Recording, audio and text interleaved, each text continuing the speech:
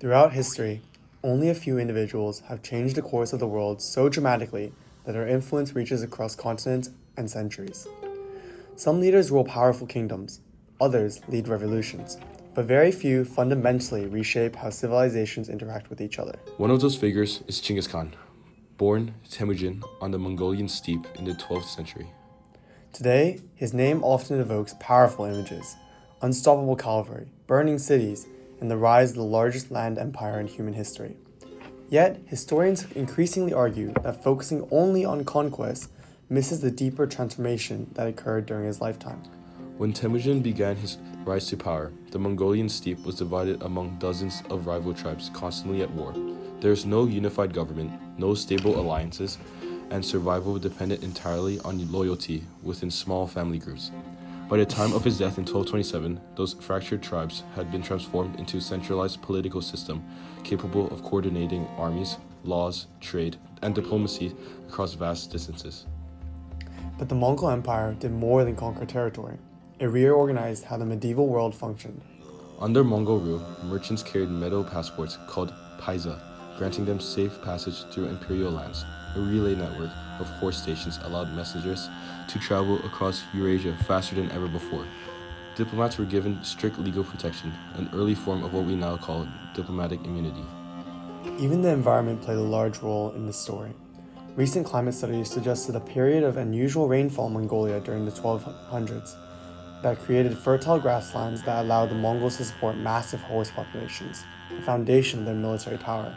Because of this extraordinary impact, this documentary argues that Genghis Khan deserved recognition as Time magazine's retrospective person of the year for 1227. His life did not just reshape Mongolia, it restructured the political and economic systems of his entire old world. But understanding his influence requires confronting both the achievements and the consequences of his rule.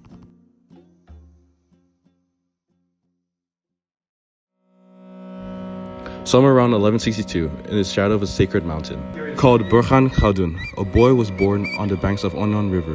His parents named him Temujin, after an enemy warrior his father had just defeated in a battle. According to Mongol legend, the baby came into the world clutching a blood clot in his tiny fist. To the Mongols, that meant one thing: this child was destined to lead. His father, Yesigey, was a chieftain of the Burkhigan clan. He had won his wife Hulan by kidnapping her from another tribe, a common practice, but one that would later haunt his son. Ulin was strong-willed and fiercely intelligent. She would prove to be the backbone of her family when everything fell apart. Temujin was the eldest of her sons, raised in the saddle, learning to ride before he could walk, and shoot a bow before he could write his name. When Temujin was 9, his father was poisoned by the Tatars, a rival tribe. What happened next shaped him forever. With Yesugei dead, the clan abandoned Hulan and her children on the open steppe. No protection, no animal, no future. The family survived on almost nothing: roots, fish, field mice, food that proud nomads would consider shameful. Hulan taught her sons to endure, to never give up.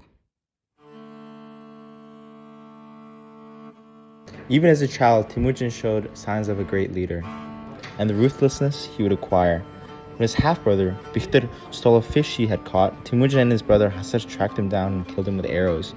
His mother was furious and was quoted saying, "You have no friends but our shadows. You cannot destroy what little you have." From then on, Temujin understood that loyalty was the most valuable currency on the steppe, and betrayal the deadliest sin. As a teenager, the Techuk clan captured him and locked him in a wooden collar. A portable prison marked him as a slave. One night, during a feast, he knocked a guard unconscious and fled. He hid in a river, breathing through reeds while they searched by torchlight. A man from the enemy tribe found him, and instead of turning him in, helped him escape just because he was impressed by the fire in the boy's eyes. This was Temujin's gift. Even powerless, he made people believe in him. Over the years, Temujin rebuilt. He reclaimed his bride Busht, rekindled old alliances, and attracted followers through sheer force of personality. He rewarded loyalty with promotion regardless of birth. He punished betrayal with death. In 1206, the tribal leaders proclaimed him Genghis Khan, meaning in English, the universal ruler. The abandoned boy with nothing but his shadows had become the most powerful man on earth. Genghis Khan's accomplishment fundamentally changed how civilizations interacted. By unifying territories divided by conflict, he created stability across thousands of kilometers, allowing trade to expand on an unprecedented scale. Under Mongol rule, the Silk Roads entered a golden age. Merchants' caravans traveled safely from China to Europe under Mongol protection. Silk, spices, paper, and gunpowder moved across continents, while ideas in science and medicine spread alongside them. To support this, Genghis Khan established protection for merchants, enforced laws against theft, and built communication networks that made commerce more efficient than ever before. Equally significant was his religious tolerance. Buddhists, Muslims, Christians, and Taoists worshipped freely. Religious leaders were often exempt from taxation, encouraging intellectual exchange between cultures. Through secure trade routes and cultural openness, Genghis Khan laid foundations for globalization centuries before the modern era. Before Genghis Khan came along, traveling the Silk Road was basically a death wish. Bandits everywhere, kingdoms fighting each other, total chaos. But under the Mongols, they say you could walk from Europe all the way to China with a gold plate on your head, and nobody would touch you. And get this, the Mongols didn't care what god you prayed to. Buddhist monks, Muslim traders, Christian missionaries, they all traveled side by side, swapping ideas. That kind of openness was pretty much unheard of back then. Now, onto the misconceptions. The first misconception is that he was uniquely cruel. Now, while Genghis may have exceeded today's violence, he did not exceed the routine cruelty of the Middle Ages. One myth claims that he killed 1.75 million people in a single hour. That's 29,000 people per minute, which is physically impossible. And now, while he caused many deaths, some stories may have been exaggerated. The second misconception is his surrender or die policy was pure evil. Now, the Mongols were obsessed with minimizing their own casualties. Cities that surrendered peacefully received good treatment. It was the fear of losing soldiers that triggered their worst excesses. The third misconception is that the Mongols won through overwhelming numbers. Now, actually, they achieved a major advancement in military technology because they mastered horsemen firing arrows from 300 yards. No other armies had any answer. These advancements showed the empire's strength, which was ahead of its time. Now, the fourth misconception is that we all descend from Genghis Khan. Now, a 2003 study suggests that 8% of Asian men share his DNA, but later research showed that this halotype is older than Khan. So, without finding his burial site, the 1 in 200 men claim remains unproven. That's all for the misconceptions. The Mongol era is often remembered in two shots, the burning city and the open steppe, but those images tell only half the story. After conquest came construction. Once the Khans secured territory, they set about building practical systems that govern movement, trade, and communication across continents. The Yam was an organized network of way stations that supplied mounts, food, and shelter. With the Yam, messages and orders could cross vast distances in days rather than in months, allowing a single command center to manage military campaigns, tax collections, and diplomatic crises across Eurasia. To encourage commerce, the Mongols issued paisas, metal warrants that signaled imperial protection. Merchants showing a paisa could demand food, lodging, and safety from local officials. That small token reduced the uncertainty and risk of long-distance trade, turning routes that once attracted bandits into dependable commercial arteries and reviving caravan traffic across the Silk Road. The empire moved people as well as goods. Captive craftsmen, invited engineers, and traveling scholars circulated through the Mongol territories. Religious policy was pragmatic. Genghis Khan and his successors protected clerics and often exempted them from taxes. Not as an act of piety, but to stabilize diverse populations and harness local expertise.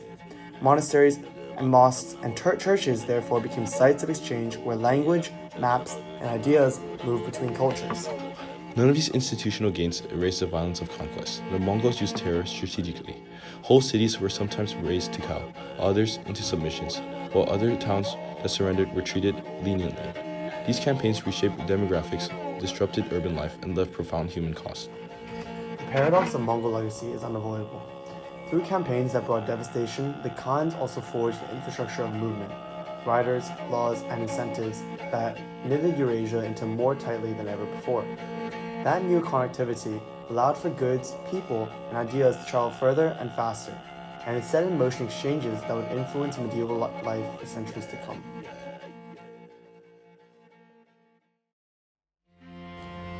Now presenting the Times Person of the Year. For 1227, Genghis Khan! Yay! In 1227, a man died whose shadow still stretches across continents. Genghis Khan didn't just build an empire, he rewired the old world's politics, economy, and ideas. By 1227, the Mongol Empire spanned from the Yellow River to the Caspian Sea, the largest continuous land empire ever. Temujin rose from exile, forged unity among warring clans, and invented a merit-based war machine that replaced the bloodline favoritism with promotion by skill. The Mongol Blitz shattered medieval assumptions, yet with conquest came a paradox: safer trade. They punished banditry, reopened Silk Road arteries, and stitched East and West together. Genghis imposed the Yasa, a legal code emphasizing order and discipline. He practiced religious tolerance, protecting Buddhists, Muslims, Christians, and Taoists. But influences of virtue, cities like Nishapur were annihilated, populations displaced, cultures uprooted. In 1227, as his death was concealed to prevent revolt, the machine he built kept remaking the world. For better and worse, no single figure more profoundly influenced events in 1227 than Genghis Khan. That is why he should have been the Times Person of the Year.